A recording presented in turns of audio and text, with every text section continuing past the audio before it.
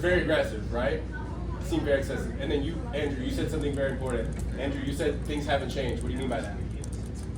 There was like something similar, like not like really a beating, but killing basically. A killing of who? Like George Floyd. And it's like, It seems like things are still repeating themselves, right? Agree?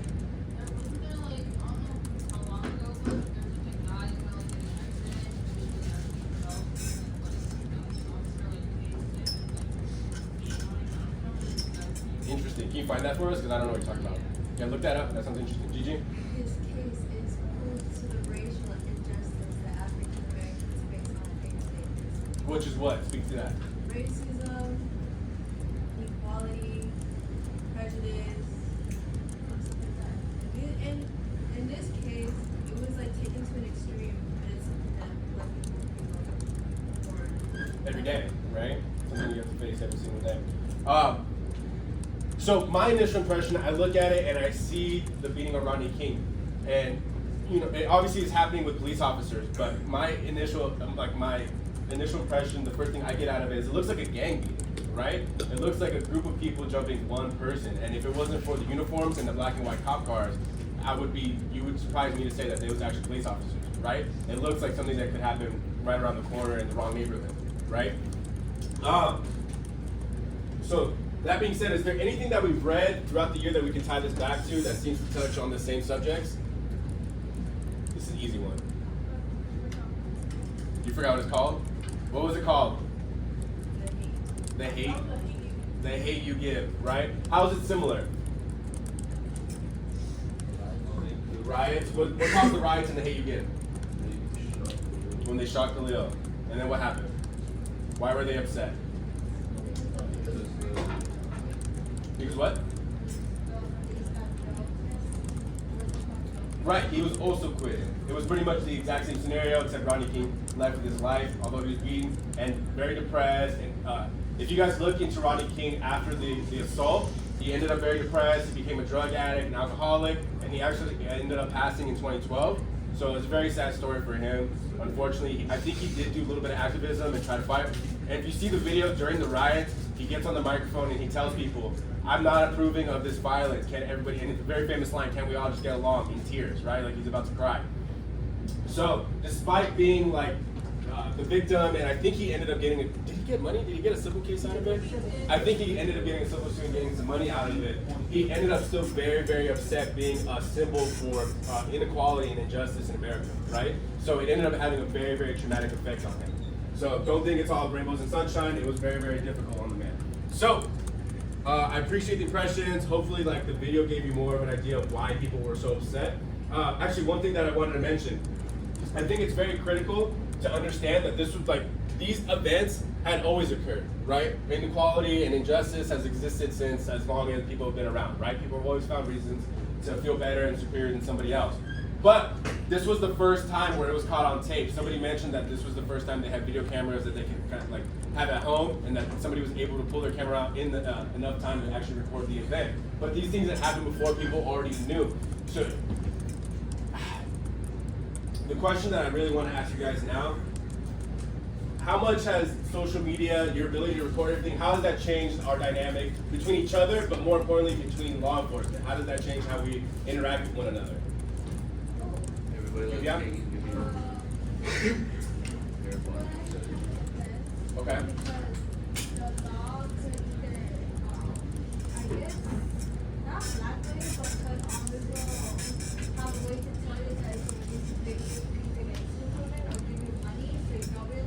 Okay. And pretend it never existed. Uh-huh. And not only that, during court, they can also use the video as evidence, and also the accounts of social media that you may have or the other parties. There you go. Right, so it keeps them more accountable in a way, right? You're able to keep track of them. Is it illegal to record a police officer? No, within your rights.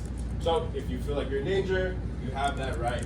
If you feel somebody else is in danger, I know I've seen people pull over and they start recording, and they're like, "I'm just keeping this person safe," right? So you do have the right to do that. So what I need you guys to do now, go into the Monday folder. There should be a link to an article called "When LA Erupted in Anger." Let's read that together. Then you guys have a discussion post to write 2 paragraphs, and then we'll be done for the day. Okay? Found it? It was in January. I can't, it's not directional, I can't choose where it goes. What's up?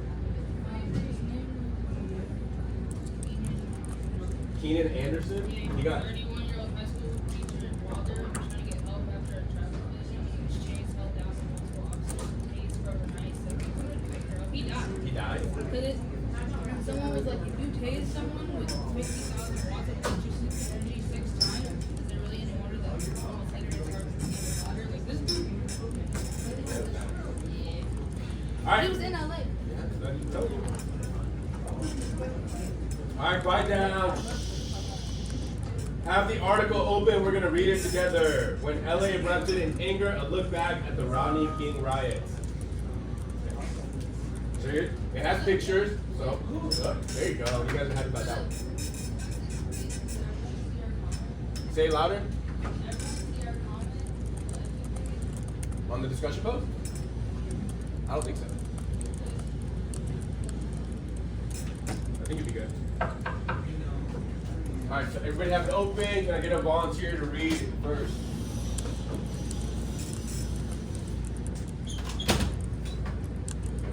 No volunteers? Alright. Jacob, go ahead. The link, it says when LA erupted in anger. So, 25 years ago this week.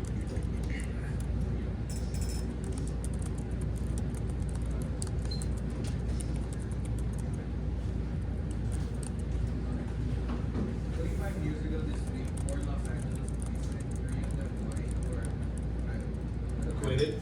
Acquitted of the savage beating of Rodney King, an African-American man. Found on camera by a bystander, graphic video that was broadcasted across the nation. Perfect. Fury over the acquittal, stoked by years of racial and economic inequality in the city, spilled over into the streets, resulting in 5 days of rioting in Los Angeles. It ignited a national conversation about racial and economic disparity and police use of force that continues today. Amber, can you read the next one? Amber, can you read the next one? When the verdict came out. The verdict came out, it was the 7 people close to protest by Toronto Center. The criminal justice department has Keep going. there was artillery proof of what happened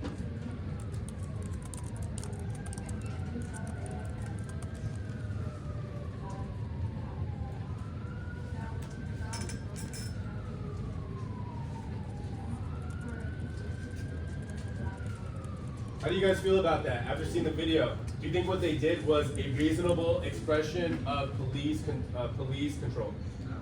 No. It seems very excessive, right? You don't need 20 police officers to beat a man that's already on the ground. Simi Valley? No, I don't think so. Was it? The trial happened in Simi. Oh, the trial happened in Simi Valley? What's up? Okay. So Brian, can you read it a year earlier?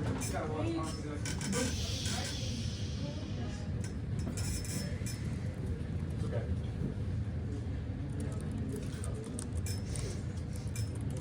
Is it right here?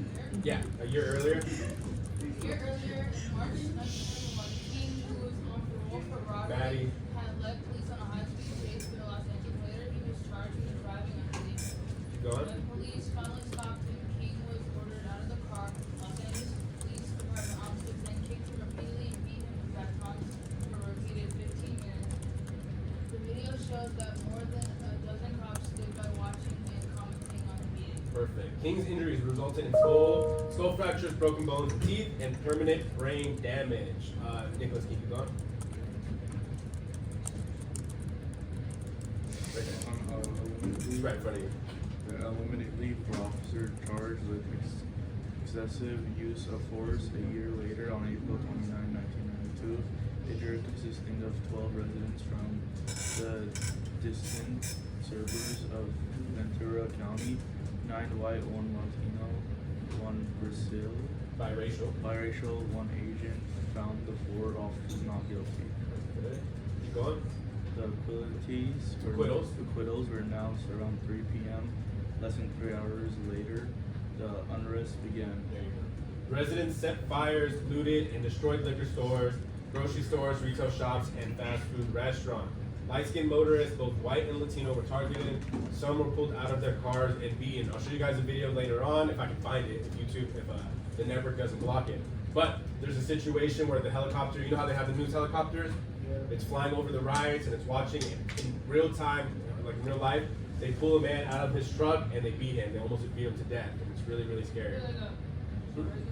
Yeah, just regular dude, just doing his job. Just Oh wait, was it the white guy in the military? Yeah. I saw that video. They pulled him out. People were going crazy. yeah, because it was wild. He didn't do anything. Straight off No, he the lived. street.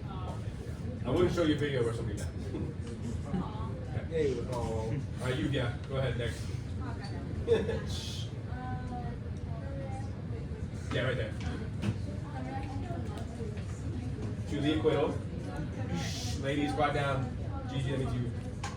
As South scientists was particularly fighting. At the time, more than half of the population, there was like tension had already been mounting in the neighborhood in the years leading up to the riot. The unemployment rate was about 50%. A drug epidemic Epidemic. was Ravaging. ravaging the area, and gang activity and violent crime went on. Ella, can you read the next one? Another contributing factor.